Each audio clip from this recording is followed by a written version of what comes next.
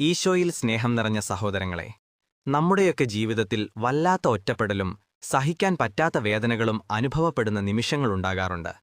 ദൈവമെന്നെ മറന്നോ? എന്റെ പ്രാർത്ഥനകൾക്ക് ഉത്തരമില്ലേ? എന്തിനാണ് എനിക്കു മാത്രം ഈ ദുരിതങ്ങൾ? എന്നിങ്ങനെയുള്ള ചോദ്യങ്ങൾ ചോദിക്കാത്തവരായി ആരും തന്നെ ഇവിടെയുണ്ടാകില്ല. എല്ലാം അവസാനിച്ചു എന്ന് കരുതുന്ന ആ നിമിഷങ്ങളിലേക്കാണ് വിലാപങ്ങളുടെ പുസ്തകം 3-ാം അധ്യായം 31-32 വാക്യങ്ങൾ ഒരു കുളിർക്കാറ്റുപോലെ കടന്നുവരുന്നത്. നമ്മൾ ഇന്ന് കേട്ട ആ വചനമൊന്ന് ഓർത്തുനോക്കൂ.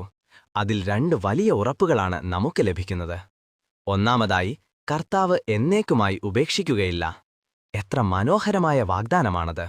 നമ്മുടെ ഇപ്പോഴത്തെ കഷ്ടപ്പാടുകൾക്കോ രോഗത്തിനോ സാമ്പത്തിക പ്രതിസന്ധികൾക്കോ കുടുംബ പ്രശ്നങ്ങൾക്കോ ഒരു എന്നേക്കുമില്ല.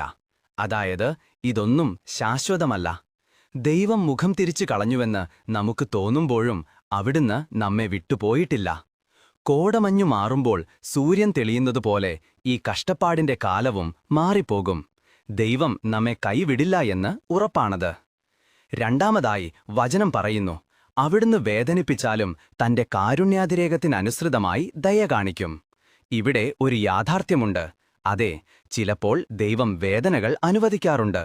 ഒരുപക്ഷേ നമ്മെ ഒന്ന് രൂപപ്പെടുത്താനോ അല്ലെങ്കിൽ നമ്മെ തന്നിലേക്ക് കൂടുതൽ അടുപ്പിക്കാനോ ഒക്കെ ആവാമത്. ഒരു ശില്പി കല്ലിനെ വെട്ടുമ്പോൾ ആ കല്ലിന് വേദനിക്കുന്നുണ്ടാകാം. പക്ഷേ ശില്പിയുടെ മനസ്സിൽ അതിമനോഹരമായൊരു രൂപമുണ്ട്. അതുപോലെ ദൈവം അനുവദിക്കുന്ന വേദനകൾക്കപ്പുറത്ത് അവിടത്തെ കരുണയുടെ ഒരു സമുദ്രമുണ്ട്. ഒരപ്പൻ തന്റെ മകനെ ശാസിക്കുന്നത് അവനെ വെറുക്കുന്നതുകൊണ്ടല്ല, മറിച്ച് അവനെ സ്നേഹിക്കുന്നതുകൊണ്ടാണ്. ആ ശാസനയ്ക്ക് ശേഷം ആ അപ്പൻ അവനെ ചേർത്തുപിടിക്കുന്നൊരു നിമിഷമുണ്ട്. അതുപോലെയാണ് ദൈവവും. അവിടുത്തെ സ്നേഹം കാരുണ്യാതിരേകം എന്നാണ് ബൈബിൾ വിശേഷിപ്പിക്കുന്നത്. അളവില്ലാത്ത കരുണ.